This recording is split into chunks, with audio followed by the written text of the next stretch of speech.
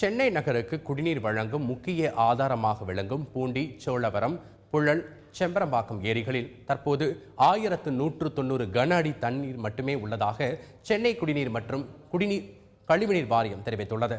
3231 கன அடி கொள்ளளவு கொண்ட பூண்டி ஏரியில் தற்போது 436 கன அடி தண்ணீரும், 881 கன அடி கொள்ளளவு கொண்ட சோழவரம் ஏரியில் 84 கன அடி தண்ணீரும் இருப்பதாக தெரிவிக்கப்பட்டுள்ளது.